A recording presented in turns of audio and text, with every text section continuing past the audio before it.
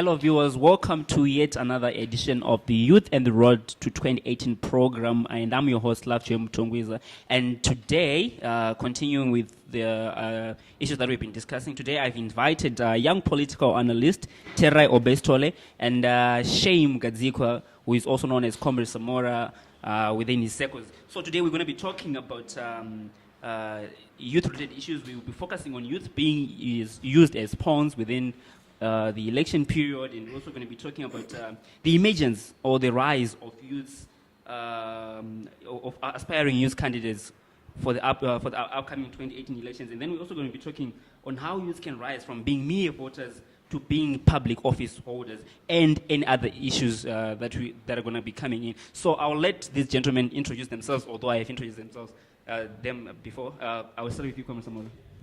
My name is Shame Gadzikwa. My name is Shame Gadzikwa, known as Comrade Samora in political circles. I'm happy to be here. Okay, thank you so much, Lovejoy, for having me today. My name is Tererai Sithole. He is Comrade Samora. I'm also known as Comrade Luther. Why Comrade Luther? Yeah, because I'm a peace-loving activist. All right, right. Now you're Comrade Luther, and now we're talking about violence, and you're saying you're peace-loving. I'll start with you, so. Let's talk about it. Youth being used as pawns for political violence towards elections. This thing has happened before, and it continues to happen, and nothing has been done. What's your take? What's your overall take on this whole issue? Okay, thank you so much, and I really like the way you put it. Mm-hmm. These things have happened, and they are still happening. Mm-hmm. So the question is, why is it happening? Mm-hmm. And you realize that it is all because of the road that has been created by Zanu-PF. You know, when youth are being used as political or pawns in violence, mm-hmm. it's not because they are naturally born as violent pawns, but it's because of the desperation that is within the sector of the youth, within the circles of the youth. So in a situation whereby unemployment is reaching alarming levels up to 88%, mm-hmm. Mm-hmm. it means a lot of the youth need survival. And so it's always the case whereby people go to where their bread is being battered. So if the only way for their survival is for them to be used as violent tools in the political terrain, they don't have any option. Mm-hmm. So the challenge here is not about the youth themselves. In as much as they are being used, they cannot sustain the pressure of the challenge that they are facing in their livelihood. So it goes back to Zanu-PF, which has created a culture of violence. And it is violence which is existing in Zanu-PF. And the combination of the challenges being faced by the generality of the citizenry has led to the culture of violence whereby the youth are not only perpetrators, but they are also victims. I think if we emphasize more as youth being the perpetrators, it will be an unfair judgment. They are also victims in most of the cases as well. Because when these people fight, you know, the guys from Shake building will send the young guys to say, go and beat activists from MDC. And it is the MDC youth who are also beaten because they are the vanguards of the movement. They are the vanguards of democracy. Right. So they will never fold their hands when Zanu-PF is employing its violent tactics. All right. Let me cut you there, Obey. You say Zanu-PF mainly, is responsible for these violent things that happen at it.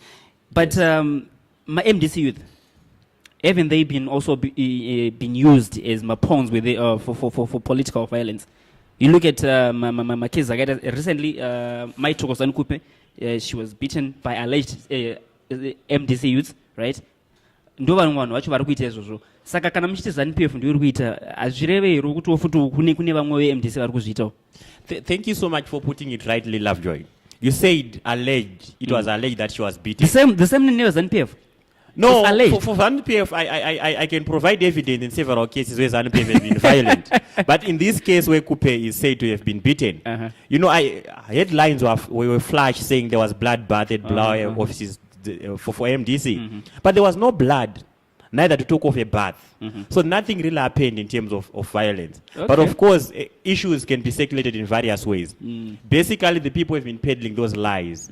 It is the mouthpiece of Zanu-PF mostly, which is the Herald, simply because they want to sanitize their culture of violence in Zanu-PF. Right. Therefore, they want to equate MDC with their culture of violence. But, you know, we all know this truth. Zanu-PF has got the record of beating people.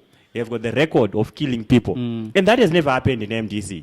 I challenge you to provide me with evidence whereby someone claims they have been killed by a member of MDC. Of course, we have got people like Yvonne Msarwa, last Mainge Hama, I was going to come to that Tungamira one. Madzokere, Yes. who are languishing right now in prison on an alleged case of murdering a police Oh, officer. so when it's MDC now, it's Which- alleged. No, evidence is always there. You know, for a case like that one, you know what? Last Mangam was actually in a church service. He's a bona fide member of UFI. Okay. And evidence, video evidence was there for everyone to see. But the state, simply because this was a politically motivated arrest, they decided to convict these people who are innocent. And evidence is there as well from the family of the murdered Muteza, saying what we saw on the body of the guy who was led did not relate to someone who had been murdered by a brick. Okay. So all those issues need to be scrutinized. And once you take time to analyze those issues, you realize that Zanu-PF is always there to create a situation which always favor their case. They are violent. And it's an Interesting. open secret. It's always in public domain that Alright. they are violent. I'll come to you, Comrade Samora. Right, inyaya ndimi muri kubva kuZanu-PF kushake building kuri kutaurawo. Zvanzi ndimi muri kurova vanhu, ndimi nema youth ari kurova vanhu. Andizi chimbotry kuti defender kana kuti I don't know. What's your take? Thank you for giving me the time to respond. Actually, I don't think, I would say Zanu-PF and its ideology, even the constitution, there is no in the constitution where people are instructed to move around beating up people. Okay. Right. If there are some bad apples in the system, I would actually say if the MDC youth are beaten up or whatever abused, I don't know in what manner, they have to report to the police and have those people arrested. Because as the Zanu-PF I know, there is no way or not even any place which were actually instructed to move around beating up people. Whoever will be doing that is doing that on his own peril, But- not according to the Zanu-PF dictates. All right, let's go back to 2008 elections, right? And maybe partly 2013 elections. Most of the violent activities that took place, it's said kuti vanhu veZanu-PF ndo vakaita, especially my youth, ndo vakarova vanhu kumamisha. And recently I had an interview with Jim Kunaka, you know, he said he admitted to zvinhu zvakaitika. Right, imimi now you're saying kuti hazvisi kuitika. No. I'm not saying it's not happening. I didn't say that. Okay. I said if it's happening, that whoever is doing it, like as you have said, you said Jim Kunaka. So he's the one who is the better placed to respond to that and how he was actually doing it, not myself. Because the Zanu-PF I know, not violence is allowed, no abuse or even persecution is allowed in as far as our constitution is concerned. And if there are bad apples in the system who are doing that, let them be arrested. And going back to the issue of MDC youth, right now if you go along Kwame Nkrumah Yeah. and Nelson Mandela, where MDC has got its headquarters, if I'm wearing this cap, I've been abused several times, but I was lucky because I just controlled my temper and I don't respond. The moment you respond, they beat you up. Right here in Kwame Nkrumah, it's a no-go area even if you are wearing Zanu-PF regalia. They attack you, especially if you respond. But myself, I don't respond. But would I move around saying MDC is a violent party or whatever? Those are the bad apples who are within their system, whom they must rein in. And I don't know how, because I don't know how they But deal with they represent the party. You know, whatever happens, it's, whether they do it willingly or unwillingly, but Chinoshiba is a party. The same like Zanu-PF. That's correct. But what I'm saying is, if we see two youth, MDC youth, doing something which is unruly, can we, realistically, can we actually say MDC is a violent party? Okay. I'm just giving as an example. Those are bad apples which have to be chucked out like chaff inside the system. Even I think if you listen even to the president yesterday and the day before yesterday, he was saying we are going to elections. Peace must start here in Zanu-PF. We must also be at peace with other political parties and so on. Then if someone goes out there and do whatever he does, that's him. And he is the best person to ask, why are you doing this? And then he will be actually maybe in a position to actually respond to that clearly. I want to also add the last Maingama issue. Yes. Zanu-PF is not a court. If they have grievances against this, anything to respond against this case, they go to the High Court and appeal. The Constitutional Court is there. The Supreme Court is there. And it was not Zanu-PF which presided over this case. Yeah, it was the Court of It Law. was a magistrate. And in Zanu-PF, we don't have magistrate, actually. So I don't think we have to blame Zanu-PF on this one. Okay. I'm just responding to my brother. It's actually the courts who decided to send last Maingehama into prison and not Zanu-PF. Was it Zanu-PF? Zanu-PF, I don't know what role exactly Zanu-PF played on that Thank one. you for bringing that question to me. I was really looking forward to comment on that. Okay. Let me try to assist you in aligning some of the obvious facts Assist that you me, need my to know brother. about life. It's public knowledge that Zanu-PF is not the courts, Yeah. but Zanu-PF is in government. Yes. You agree with that? I agree with of that. course, it is a discussion of another day on how you got into government because you rigged yourself into power. But we'll not discuss that today. Okay. What I want to emphasize on is that the courts of today in Zimbabwe Hey. are highly compromised Okay. because most of these people find their bread being buttered under a Zanu-PF government. So naturally, it's difficult for someone to bite the fingers that feeds him or her. So for you to say Zanu-PF is not a court, I agree with you that Zanu-PF is not a court. But the people who are presiding in these courts are highly compromised. Simply because Zanu-PF has got a culture of being allergic to constitutionalism. They've got a culture of being allergic to judiciary being independent. So that is the same reason why you were so overzealous from Zanu-PF to amend the constitution. Simply because you want to keep control of the judiciary system. So whenever a case is involving political players from the opposition, we know that the outcome is already predetermined. You don't like opposition. Okay, you fine. hate divergent views. So it's always Then interesting. I also wanted to comment on one thing. Yes. He said Zanu-PF does not believe in a culture of violence. But should I remind you that Robert Mugabe himself, whom you say the commander-in-chief, gave an instruction to the Zanu-PF youth to say, if you see someone, beat him or beat her, then you report to the police later. What kind of a message is being sent by a president, a whole president of a country?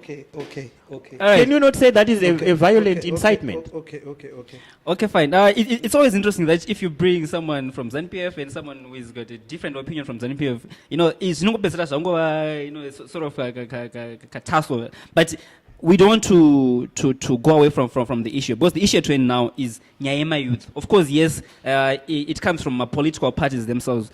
Now, I'm going to ask this question. I think in linga foot to what you guys are saying. Who is sending my youths to the politics? I'll come to you, Comrade Samora. Because Zanu-PF no more kunzi mune culture yekuwa vanhu. Saka who is sending these youths? Who and they are responsible?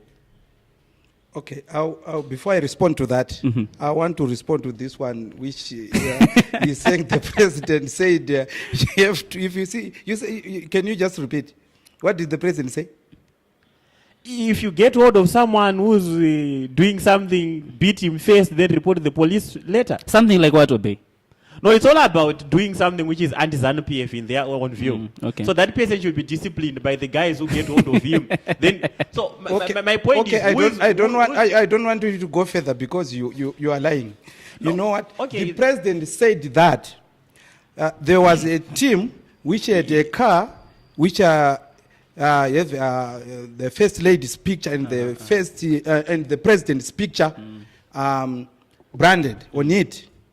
Those guys were moving around, beating up people. And they are Zanu-PF members. Yes.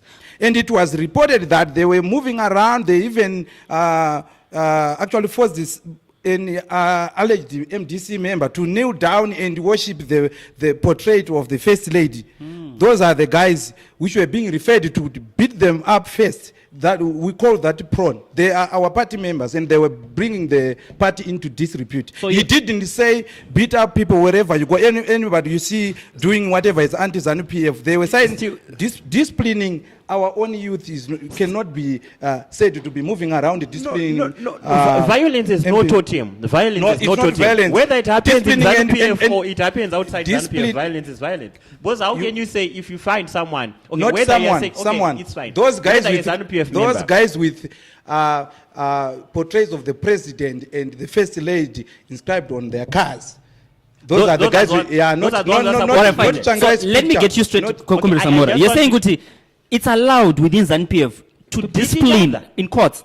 To discipline Then court through police violent later. means. No, that is not violent means. What is violence? Because the president What said is violence? beat them What is up violence? and then report them later. What is violence? Well, Crowana, you know. Crowana. Crowana. Right. Ngatisaure panyaya ndoda kutaura baba handiti pakuti you're saying kuti it's allowed to discipline in courts. Discipline in courts. No.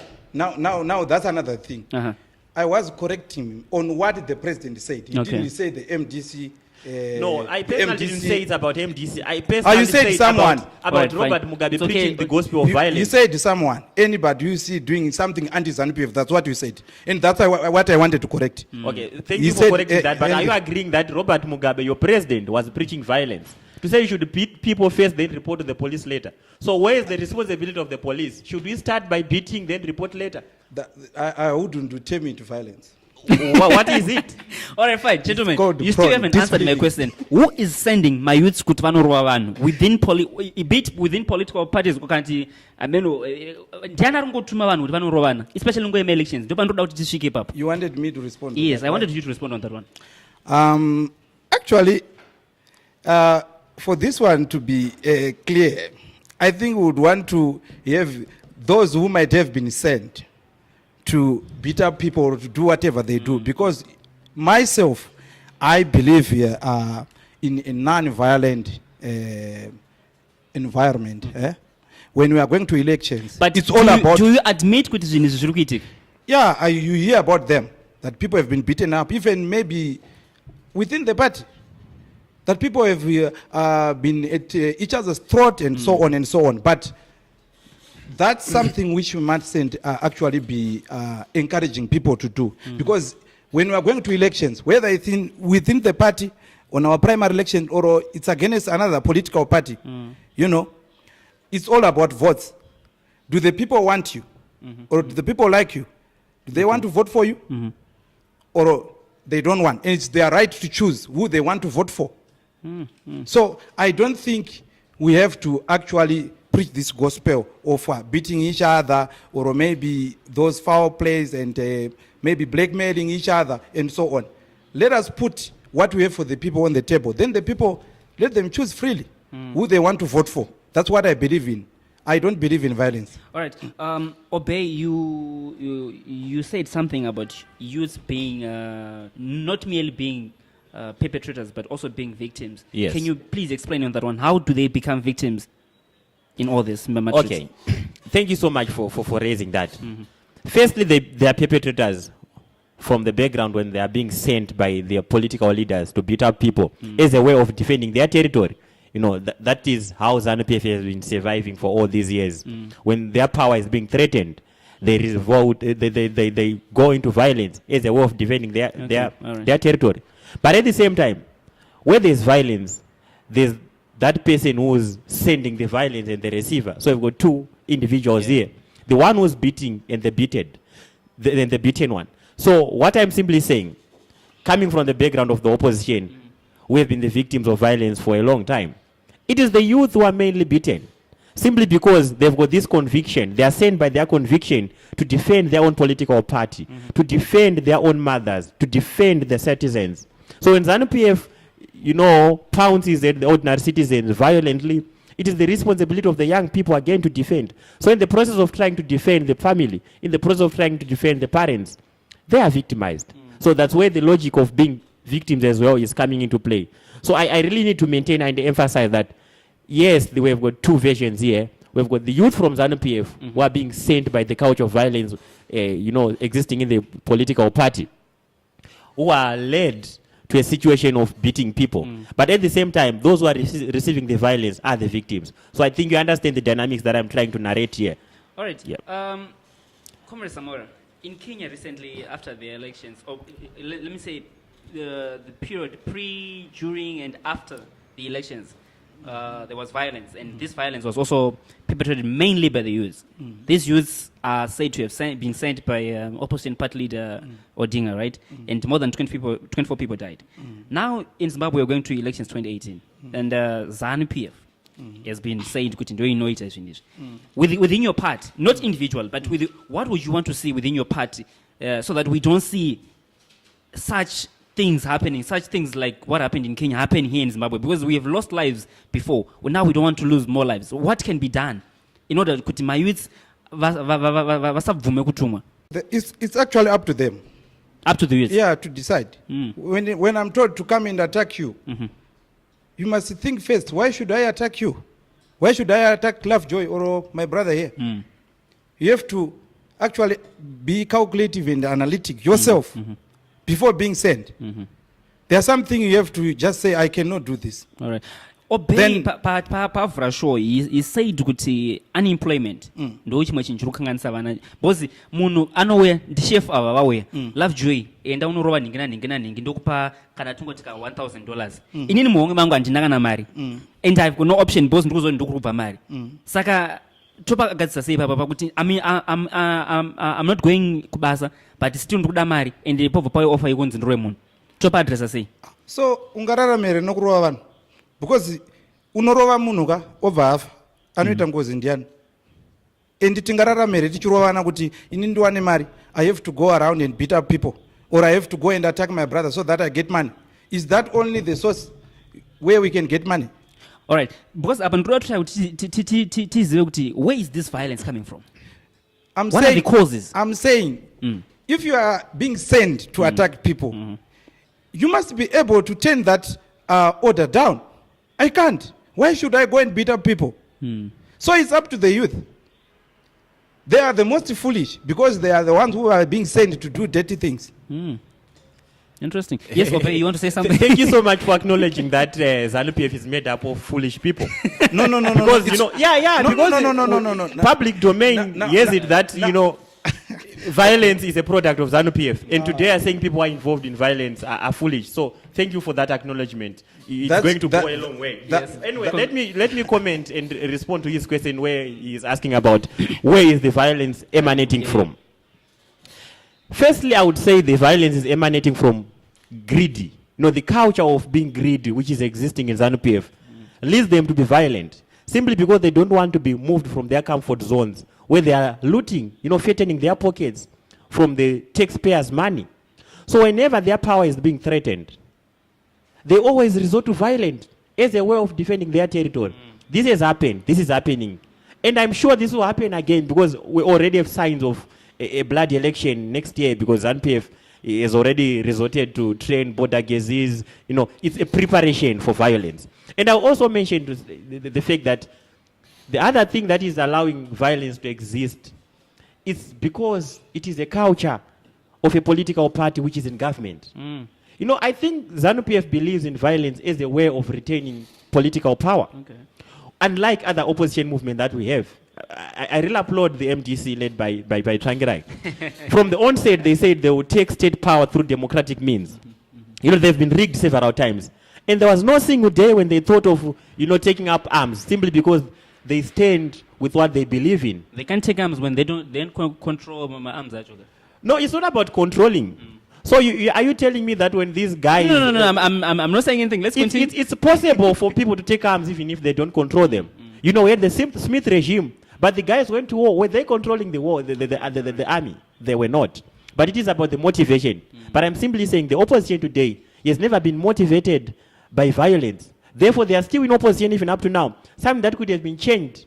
The tables could have been turned simply because if they wished to go to war.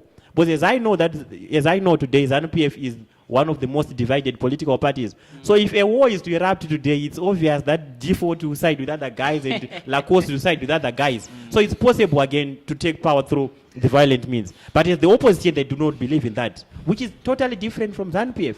Zanu-PF believe that their only weapon to retain state power is violence. People have been killed, you know that, Lovejoy. He also knows it if you had to ask him, you know. People have been arrested without any crimes. The case of Yvonne Musarura, I've been mentioning it here last Mainge Ama, Tungamira Madzokere. It's all about the intimidation. So violence does not only come in the physical manner, whereby someone has been beaten and like what Grace Mugabe did to the daughter of someone in South Africa. So we also have got structure of violence. You know, I would define structure of violence, which simply refers to the denial of some of the basic things in life. So if I'm denied access to education, that's violence on my part in something that is happening. under the governance of Robert Mugabe and his Zanu-PF. You know, tuition fees in education sector have become so exorbitant. In fact, I would call them diabolic and satanic, beyond the reach of many. You know, and the question is, who is presiding over such a situation? Robert Mugabe and his Zanu-PF. So Zanu-PF is violent, and you don't need a rocket scientist to come and tell us that Zanu-PF is violent. So apart from physical violence, we also have got structural violence. All right. So there is another issue, political tolerance. Comrade Samora, you said Magafamba close to Harvest House, you risk being attacked. The same applies in my MDC. They will tell you, if I go close to the Shake building, MDC, most probably ndinoattack vanoti vakaenda kumaZanu-PF strongholds. Saka toita sei kubvisa that division between the opposition youth and the ruling party youth. Apana tolerance here chi topagadzisa sei? Okay, thank you. But before responding to that, I will take you back a little bit. I want to actually outline this. There was an issue where I want to respond to my brother when he's saying MDC believes in democracy and peace and whatever. Okay, fine. Maybe according to their constitution, that's what it is. But let's go on the ground. We have an issue yavamangoma vakamboro and kumabvukuku. Yes. And now kusavapo kweumbo kuti vakarohwa nani kana kuti nani ino, it doesn't necessarily mean kuti vakarohwa kana kuti nevanhu veZanu-PF kana kuti nechi. It was an inside job kwava ikoko because they are having problems. Kubulawayo kwari kuramba kuti kweissue yamaikupi handiti kune vanhu 5 vakatosuspend. Yes. Nenyaya issue yari kuti hakuna kuitika futi chi violence handiti ruzona. If we go futi kumashure pamboitika demonstrations that last time, I would call them demonstrations because a demonstration inenge iri peaceful. Muchienda ne petition pairi kufana kunoitwa handover, a peaceful march, muenda ne petition. But these guys will be running around vachingomhanya up and down the streets, disturbing even free movement of people and free flow of business. Kunana rizendo, you would see them forcing people to chant a MDC slogan. Failure to do that, vanhu vakutorohwa, mashops akalutwa nachopisa. Zvakaonekwa na way dzesedzo dzakapwanywa. Handitika due to these demonstrations you are serious because a demonstration it's just a peaceful march muchienda kuno present a petition pairi kufana kunonosara. And here we are not talking of Zanu-PF youth or MDC youth only. We are talking in youth. Yes. Anditika. But then my brother Havanditi, you admitted that you have got fools in Zanu-PF and so on and so on. But we are talking about, you asked me, kuti my youth, tingapedze sei zvinhu izvi. Because the onus is in us. Vechidikwa kuti kana uchitumwa kuita zvinhu zvisiri izvi, unoramba ka. Ndo zvega izvozvo zvinopedza because chiri effective kuramba inini. Kuti no, I can't do this. No matter ndaofwa mari yakawanda sei. Because that's the most effective way to stop violence or abuse any other citizen. Iwewe wacho uri kutumwa iwewe bvuma kuti izvi hazviite izvi and it's improper. Why should I beat up my brother? All right. Nezvaari kutaura zveuyu zvokuti MDC Zanu-PF ndo yakonzera kuti kuve unemployment and whatever. Let's go back kuti kumashure kwacho before this era yatave vanhu vaimboshanda pai chii chakanga chiitika zvaifamba sei. We mustn't just take nyaya zvinoita vanhu zviya zvamubhaibheri kuti chokudya hachisvibisi, but havaverenge kuti kumashure kuti pazotaurwa ishu yekuti chokudya hachisvibisi asi zvinobva zvanga zvabva papa anongomhanyira kuti chokudya hachisvibisi. Chii chakamboitika kumashure kuti vanhu vachishaya mabasa iye zvinezvi paira yatasvika. If we are able to analyze that, tinokwanisa kuona kuti ndepapi patine dambudziko. Plus the main problem iri kuitika kwatiri isusu vechidiki vacho kana even nevakuru, tiri kunyanya kuita dwell on comparing maybe corruption MDC, corruption Zanu-PF. Okay, all right. Without coming up nema solutions in each and every problem kana sector.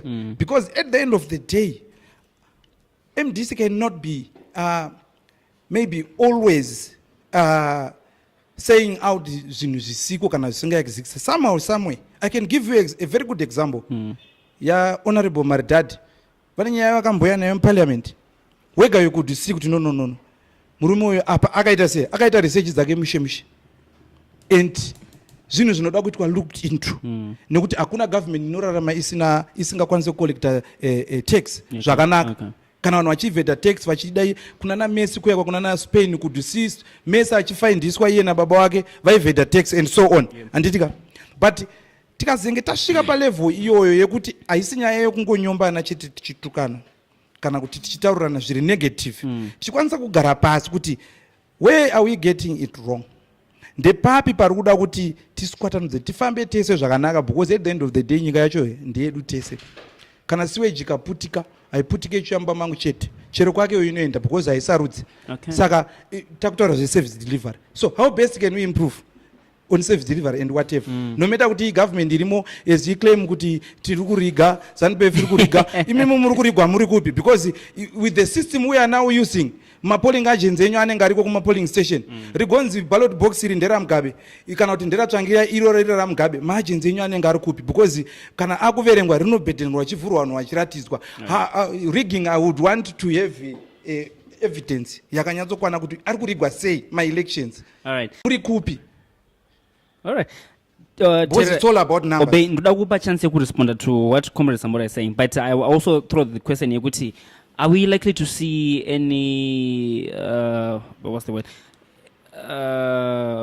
Maybe tingati kubatana kwema youth, so that we share ideas like what he's saying. Kuti it's not merely about kungo attackana uti no apa matadza, but we need to come together and then maybe find a common ground. Are we going to see that maybe say between ruling party youth and opposition youth? Is this something that's going to happen? Yeah, there is a possibility of the youth coming together. Simply because we've got a lot of things that unite us. Unfortunately, other colleagues from the ruling party do not believe and realize that we've got challenges that are within us. For example, when unemployment strikes, it's not selective. It doesn't ask about your totem. It doesn't ask about your political affiliation. It doesn't ask about your complexion. It doesn't ask whether you've got beard or you do not have. So once we realize that we are united by the challenges that are existing, it's easy for us to come together.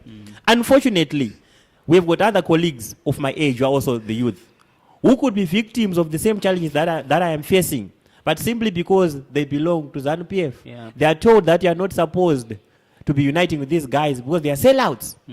So the language itself is not tolerant. We've got sellouts. You know, when they are sloganeering in Zanu-PF, you hear someone saying Pasne Mandu. My question is, who's Mandu? We are Zimbabweans before we become political actors. I'm a Zimbabwean before I become a member of a political party. He's also a Zimbabwean before he becomes a member of Zanu-PF. So the idea is for us to come together and realize that we've got something that unites us first, before anything else. So it's quite easy for the youth to unite rather than being divided. Of late, I've been actually preaching the gospel of unity. To say, as we go towards 2018 and beyond, the success of this nation is deeply entrenched in the ability of the youth to unite. All right. Look, the guys who have been in government, it's a tiring generation. Very soon they will cease, there will be an extincted generation. But we still have got a platform for survival, and we've got a future to safeguard. So if we do not unite and build our nation today, then we are simply doing the greatest failure of our time. So I'm saying, let's realize that we've got challenges before us, and these challenges should bring us together. All right. A lot of people are not employed, whether you're Zanu-PF, whether you're MDC, whether you're PDP, whether you are any other political party. We are not employed, simply because Zanu-PF has failed. All right. So now, then I also have a short intervention from issues that he raised to do with the background of unemployment. He's trying so hard to deny that Zanu-PF has created unemployment. Okay. The background is very clear. We had industries which were really performing very well after independence. But simply because we had a government which was overzealous, they created some policies which are, disastrous. We've got the indigenization policy, which was scaring the investors. And as a result, a lot of industries started to collapse. And today we are here. A lot of people are vendors. Now, let's go back to 2013. Robert Mugabe again and his political party, they had a promise. They made a promise. We are going to create 2.2 million jobs to the people of Zimbabwe. Surprisingly, today, 4 years down the line, we do not have those jobs. I'm not so sure if there were actually jobs created, apart from the one which was given to Simba Chikore and Bona Mugabe being appointed in various boards. Those were the only jobs which we know of. The rest have been vendors. So it is a pathetic situation, simply because Zanu-PF has got a culture of lying. And when people try to ask why they have been lying to us for quite some time, we go for demonstrations like what you have been saying. And the demonstration started as peaceful, but simply because we've got a police force which do not respect the constitutional rights of people, to petition and demonstrate, they embark on a violent spree. So as a result, the violence emanates simply because the police have provoked the people who have been peaceful from the onset. So that's another point that you also need to take note, so that in future we won't say that people have been violent. It's about the police, which will act in an unruly behavior to attack people who are just peaceful. I was going to talk about that. Then lastly, you said people have never been rigged. I'm not talking about 2018 because we are hopeful that 2018 the rigging might be minimized because a lot of ground has been covered in terms of electoral reforms, though it's not enough. People should still work on electoral reforms. But I'm talking about the past events. If you take rigging as an event, then you convince yourself that Zanu-PF does not rig. But rigging is a process. It even starts from the registration process itself. If you are frustrated on a queue, it simply means that I don't want you to register. That's rigging in itself. Okay. And you know what? It's well known that the opposition, it's much of their stronghold. They have been in the urban areas. And they know that people in the urban areas are not, specifically patient because they've got a lot of errands to deal with. So if someone joins a queue and the people who are presiding over the registration process take 30 minutes, 20 minutes, a lot of people leave the queue. So that has been rigging in itself. It's okay, Obe. In the interest of time, I'll cut short so that we go on to the next item. So this is the program Youth and the Road to 2018, where we're talking about a number of issues relating to youths. Now we're talking about youths being used as pawns for political violence. I think it's another topic that we have to dwell on much. We'll be inviting more people to talk about this issue. Maybe talk about talking to my political parties, actually my leaders within political parties, so that we address this issue. And then now, Comrade Samora, obey Isa point yekuti we have got a tiring generation, which I would like to call a dying generation, right? And now we are seeing the emergence of my youths varukuya vachita varuda kutora nzvimbo zvigaro mune zvematongero enyika. But of not manje ndechekuti varukuya vacho they are coming from the opposition front, but within Zanu-PF vashoma vapana varukuya. Chii chiri kunyatsoitika? Imimi ndimuri kubva kuZanu-PF. Why do we have more youths vari kuti toda kutora chinhu ichi vachibva kuopposition than kuZanu-PF? Thank you. Chinhu chiri kuda kutorwa ndechipichi? My positions within government. Okay, positions. For example, let's say maybe my minister and whatnot, my cabinet minister, my MP, my councillor. Okay, fine. I think currently, if you are following our youth interface rallies with the president, I'm talking from the Zanu-PF side. It has been said, anyone who is in the party, who is a member of the party, who wants to contest for any post, for example, being a councillor, being an MP, the door is open, right? But now, there is an issue when we talk of these posts, because like if you go back to the constitution, for you to be a cabinet minister, Section 18 do not allow you to be a minister before you are being an MP, whether appointed or voted. Which constitution? Our constitution. You cannot be a minister if you are not an MP. But Jonathan Moyo was a minister before he was. He was an MP. You remember? You said Jonathan Moyo. You only got Kukuta MP recently after the by-election, right? No, he was an MP as an independent before. I mean, kuva 2013 uzosvika apa anditi angakaluza kucholocho. And then he pakaitwa my by-elections akazopinda, but before that he was a cabinet minister. He was appointed after what had happened. He was appointed as a minister after he had been appointed as a non-constituent member. Oh, yeah. It's either you're appointed by the president as a non-constituent member of parliament or a senator. That's when you can be a minister. Okay. So first you have to be an NP. So the first thing is you have to be voted for. The people have to vote for you. They must have confidence in you, then they vote for you. So you have to come up actually claiming that I want to be a councillor, I want to be an MP, because no one will come to your place and say, come and contest for such a post. So you have to go to the people, talk to the people, and have that mindset in a development. Inotakura upenyu hwedu kubva nhasi tichienda kwatiri kuenda kumberi.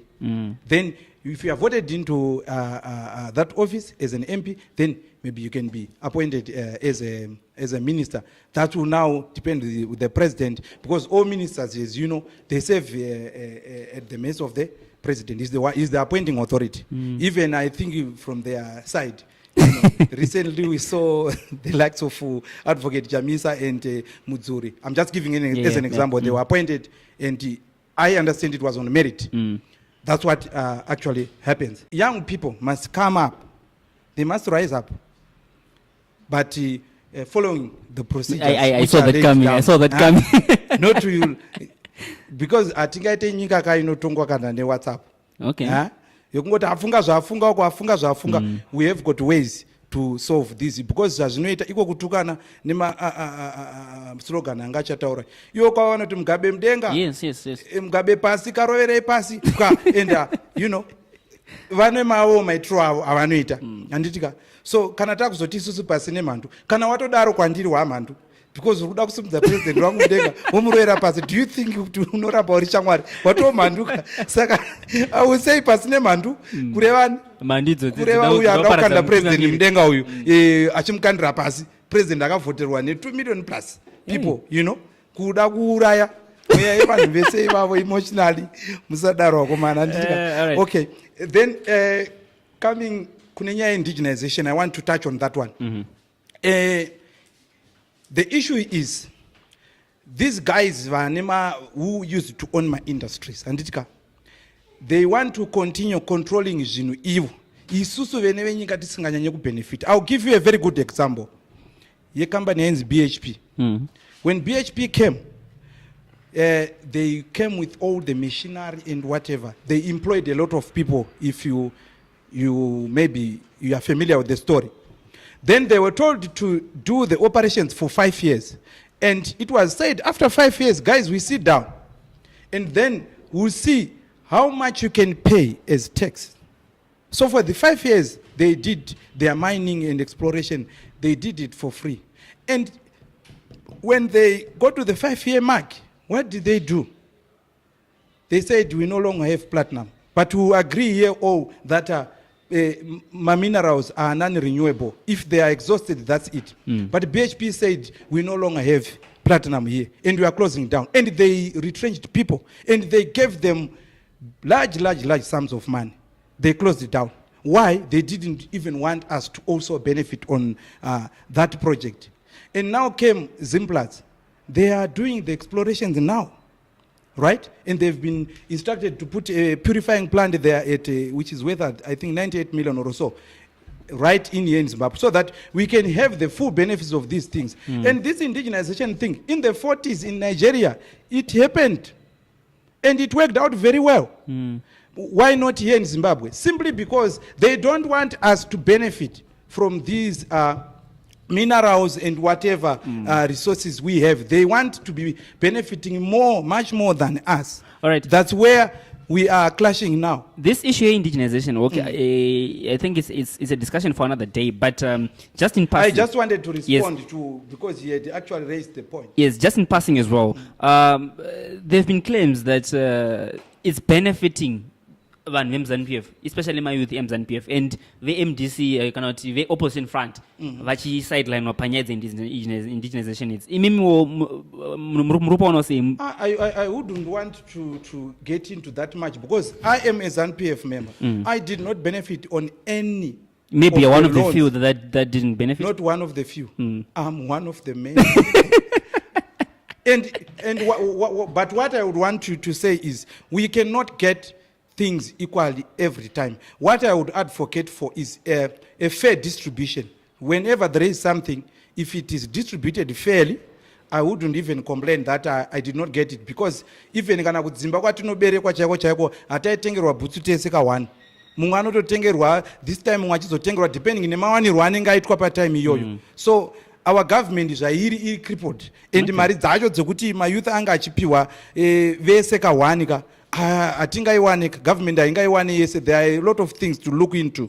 Anditika plus would want private sector nevamwe investors vane mari, like which is starting now, like NRZ. You see vanasakunda vachisa mari command agriculture and so on, because there is no government inokwanisa kusumuka iri yega. Even if you go to South Africa, tarisa nyaya yemaroads, vachine makore mangani izvozvi before they are being handed over those roads akagadzirwa neGermany neNetherlands and so on. So you need private sector kuti iite come up also ichibatsira.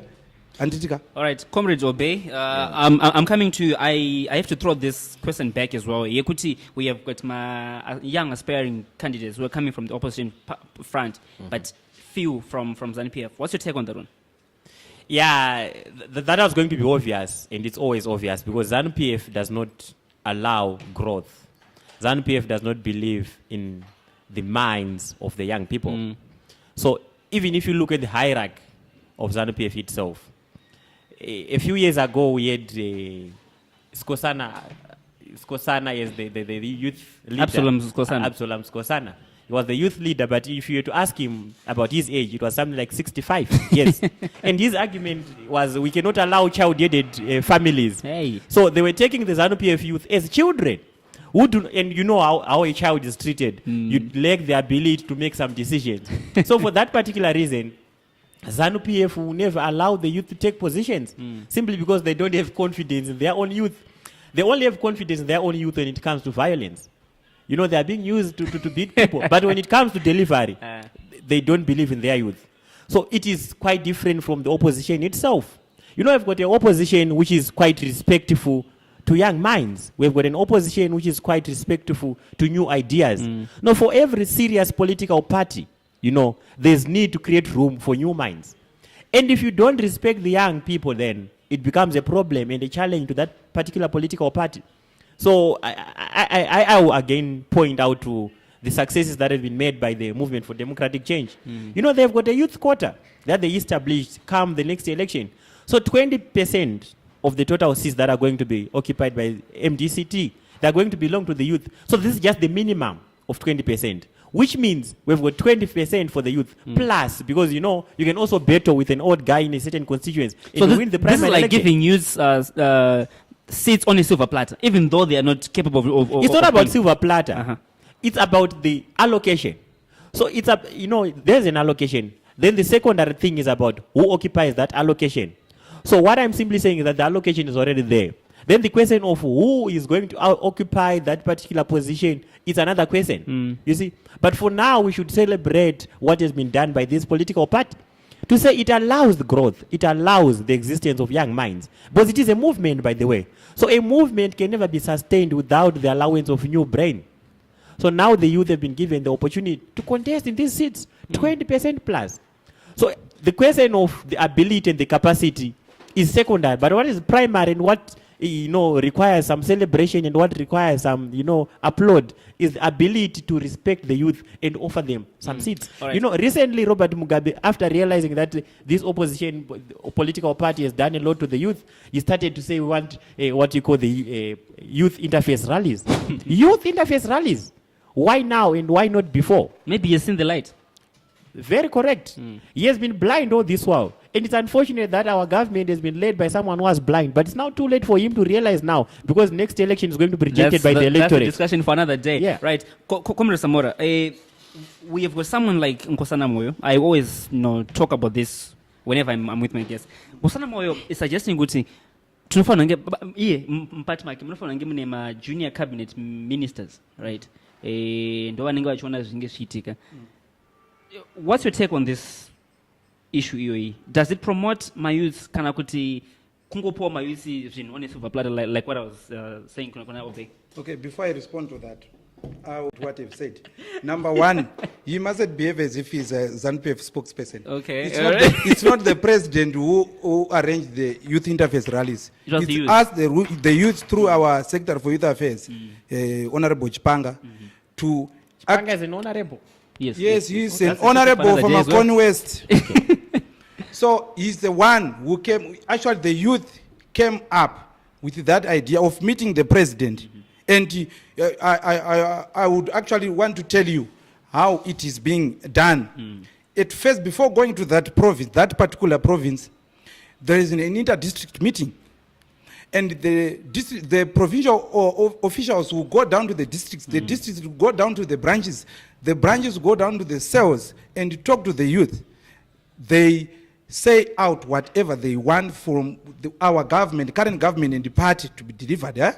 Then when the interface day comes, the president is briefed by the province about what the youth have said from different parts of that particular province. So it's not the president who organized. The youth asked the president to come to them. It was a response after that 1 million march. It's us who came to see the president. Now the president is going to see. It's not the president who arranged those meetings, number one. Number two, we have many young people who have been now as cabinet ministers, might be deputy minister, we have Anastasia and Love. Tapua Matanga is we have Makosin Trongwani, we have Chidakwa, I wouldn't talk of Joao, Muno Vamatanga Kutawanda. There is a Dexter and Tuna, they are still young, Joe Chuma, they are still, and 2018, you mustn't talk as if we have already gone beyond 2018, because right now you see many of us like myself, you are going to see me in parliament. Yes, there. I was going to ask you, are you going to be running for any yes, if it happens that I win, I will be there at parliament as young as I am. So it mustn't be like MDC. Yeah, fine. If you are doing that in MDC, I like it very much. We will meet there in parliament. I wish you well. Then the issue of Absalom Kosana he was talking about. The youth executive, that's the way we do things in Zanu-PF. There is deputy secretary for youth affairs, right? The full executive has got 40 executive members. And these 39, they are voted for on a congress after every 5 years. And then the secretary for youth is the one who is appointed by the president according to our the party constitution. And that's the way we do things. Yes, I understand. And we don't That's have the way any you problem do with things, that. right? I don't know how executives are affecting MDC and whatever. Let them do it the way they like in MDC. Should and I let us respond do, on why it how it affects us? Obey. Yes, you're saying, comrade? I was saying, I don't know how exactly it affects them in MDC. Huh? Okay, fine. It's can, just can I ask you something, Comrade Samora? Yes, it's the way you do things in Zanu-PF. But does it promote youth empowerment, youth development? Yes, it is. All right, right. Those Now, okay, I'll ask you. Isn't I'll it like ask you. Musaid Lenama youth from All the right, top positions? I'll ask you. Chipanga is youthful. He's the secretary for youth affairs. So is your story? Right Well, now. until recently. That but was a they- reactionary measure. That was a reactionary measure. After what After happened? he fired Pupurai Togare on being for being in the wrong basket. Which basket now are you talking about? I cannot go much in your factional All right, fight. fine, I'm but not a you have Zanu-PF said it. member. I'm You- not a Zanu-PF. Gentlemen, I read these gentlemen. things. I'm not a Zanu-PF member. You don't follow You these know. guys, my media guys. I cannot. Sometimes. You see, so you're now insulting journalists No, as well, it's but fine, you are it's here fine. for No, this. no, no, What's no. the show? I wanted to comment on something. I'm not actually insulting. All right, I wanted Let to him comment on let's have something. one show, Obey. Let's have one show. Let him respond and then I'll come to you. I think it was done. He is No. finished. You should have asked me if I'm done. I actually, sorry for using that term. It's okay, it's okay. I'm just joking. Yes. Yeah. So actually, what I'm saying is youth, let us sit down and see what is best for us. Let's move away from actually digging deep down in many things which doesn't bring bread and butter on our tables. Let's move as one people. Let's see what's best for us and what's fair also for us. And actually move away from these things of blackmailana, tichitukana, tichungopanana zvimwe zvimatemu zvisirizo and so on. Plus, let us understand my systems first before maybe aspiring to be in any position and whatever. Whether it might be in MDC, it might be in Zanu-PF and so on. Let us know what we want first, and let us know what we are able to do and what we cannot do, and let's follow the systems, and maybe our tomorrow will be brighter. That's right. what I actually implore the youth Yes, to be doing. Obey, as we try to wrap up, you wanted something, you were itching to say something. Yeah, I've got a lot to say, you know. But firstly, there was a point when I asked on whether Chipanga is honorable. I was just asking simply because his behavior is not anywhere close to being honorable. Okay. His behavior is that's just... that's how you see. Yeah. Of course, the definition of honorable, it doesn't fit in that particular category. That's why I had to ask I'll you. also tell you many. Now, in MPs who comrade, are like Now that. I want let's give Obey time to respond. to part of the things that you have mentioned. Okay. When we're talking about young people occupying positions in Zanu-PF, you mentioned a lot of names. There were names like Makosi Nhlongwane, Dexter Nduna. I out of interest, do you really know the yardstick of a youth? You're talking of someone who's between the age of 15 and 35. Can you confirm that Makosi Nhlongwane is less than 35? Now you are talking of something. You can't. else. No, Now, how many years have you been in MP? Anasanti and Love. Jena? Jena is just turning. Probably, I 36 think. this Probably, year. I think Now, we are mixing issues can we here. move around? The question which you were supposed to respond was about cabinet ministers. So your argument was we have got young people. You were talking of old people and whatever. You Which say is- tiring generation, whatever you are saying. But is it a lie? And So you- can you say Mnangagwa is young? It's a tiring generation. Those are the No, people that he- are referring to. He's You're not pro- young, but now But can we he's say youthful. he's not young, but he's youthful. No. Is that what you're saying? He's still able to discharge his duties. Even the president who is 93 years is still able to discharge The his question duties. of ability to discharge duties, So it's not- it's All right, already, fine. it's Let's already, say one shot. the question of being able to discharge duties Yeah. is also debatable. Because once you say Robert Mugabe is able to discharge his duties, I'll argue saying no, he's not able to discharge his Just for the duties. sake of Simply because he arguing. sleeps. Just for the sake of he arguing. sleeps more than he Even can walk. yourself, you can still be in a commuter or minibus. That's nothing sinister in sleeping. It's Natural. It's natural. It's natural.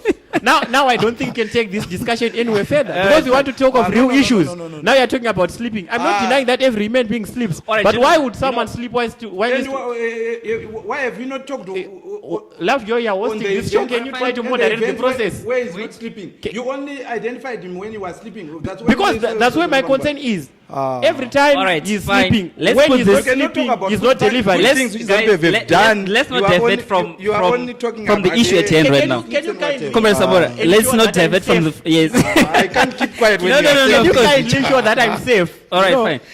So- Let's move away from this. Let's talk about something. Yeah. In the interest of time as well. I think we've got 5 minutes left. So I want to talk about the age limit for a president. That's one issue I think address kwa futhi. According to the constitution, it's supposed to be 40.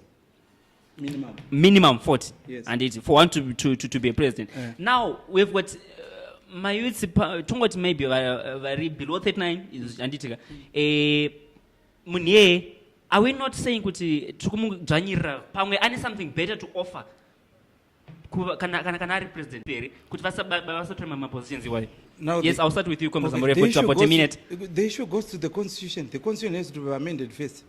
Yes, of course. And I know, I'm aware very well of what constitution says, and it. But my question is, your constitution is what my youth. Constitution inonyorwa nani? They say the people. They say the people, and you, what do you say? Comrade, let's answer the question. Because the thing is, bumbiro remutemo handinoitwa nesu here panoitwa maconsultations and whatever. So I think kana tiri kuparliament kana kuti variko vacho kuparliament kana kuti whoever is feeling kuti mayouth ari kudzvanyirirwa panyaya yekuti vane 40 vasati vakwanisa 40 years akwanise kuita president handiti. It means document rinofanira kugadzirwa futi rogadziriswa papi ipapo kana richiti izvo as long wa above 18 ka wakwanisa kuita chi Yes. mirandipedze unokwanisa kuita president, that's fine. Plus I don't think kuti kuva president chete ndo kunoita kuti munhu ave positive No, to no, the no, of society course. and whatever, because tinenge takunyanya kuti tiri kuti tiite kana transformation musociety and whatever. It hinges on the president.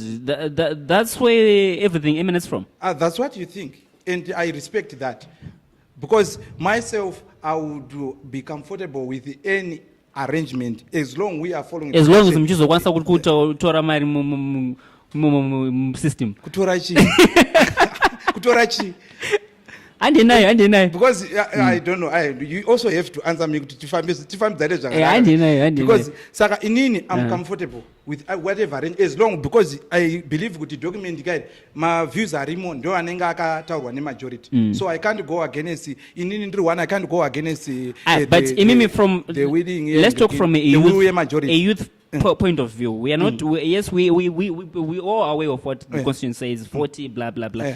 But I'm saying, Guti, it's so similar youth. Don't you think it's high time that clause within the Constitution to review so that maybe Omuna Anegana 35. I'm going to go president. In France right now, they've got a president, a prime minister who is less than 40. He's and he's doing well. Okay. Why do we have that 40? Fine. Handifunge kuti zvinotadzika izvozvo as long isusu tichizvida because chakakosha kuroora urore nokuti panext door aroora iwewe wakunzwa here kuti ndakufanira kugara nemukadzi saka problem ndo imwe hombe yatinoita kuti nyika kwakati kwaitika zvakati sei titadza kuita izvozvo isusu kana tikazviita zvichibva mumwoyo medu kuti isusu tabatana semayouth ngatiite is fine noti tichikopa ipapo ndo patinoti pasine mhandu manje kuti kwakuda kutora zveuko vemada kuudza kuba medu Obey, I'll come to you. Is Zimbabwe ready for youth for president? Are we in a state here where maybe somebody who's 39 and below? That is a very interesting question. But I will respond it in a dual manner. Okay.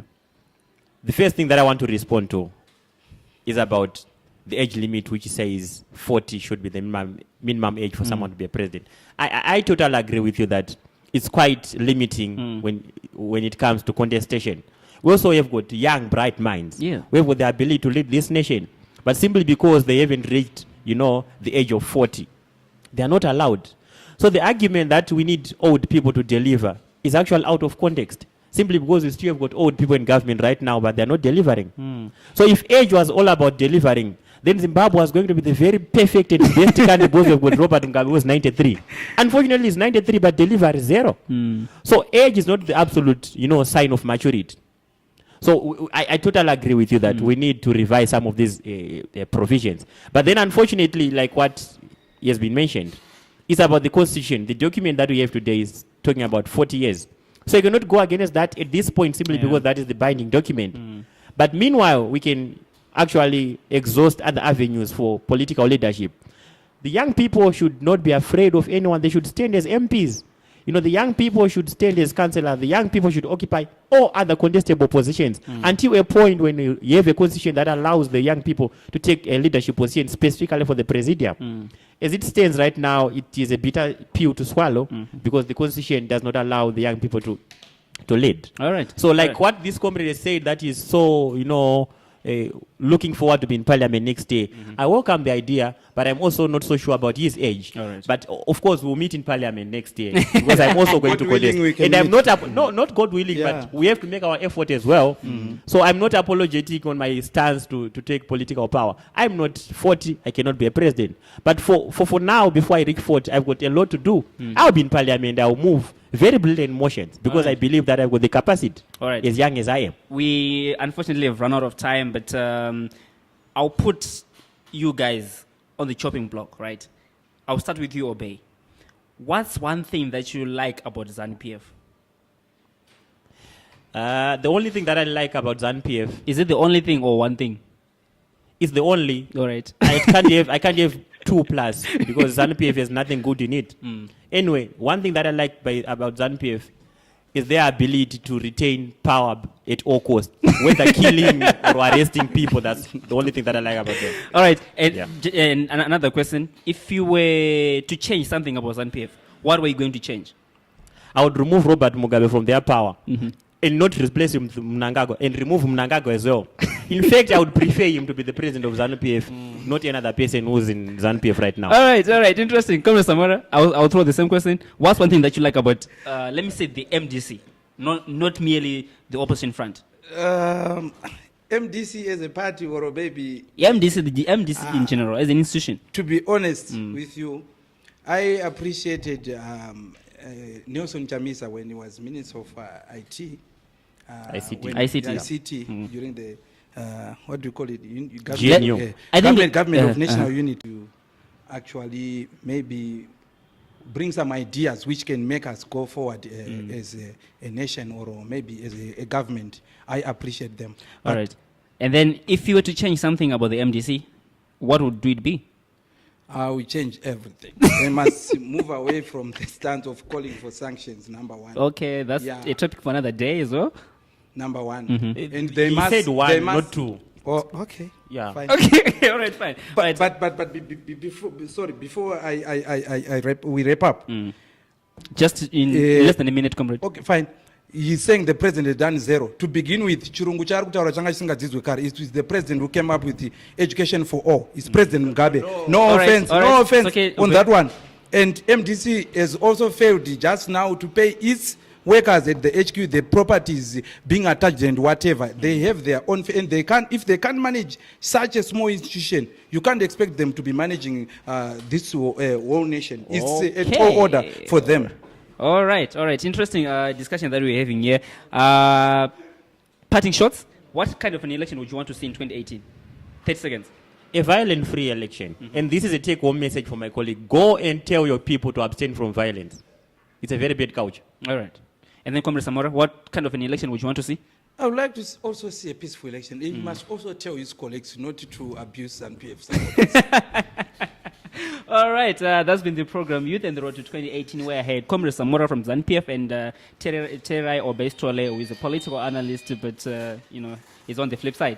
So that's the program, and we encourage debate on our social media platforms. Or that's on Twitter, on Facebook.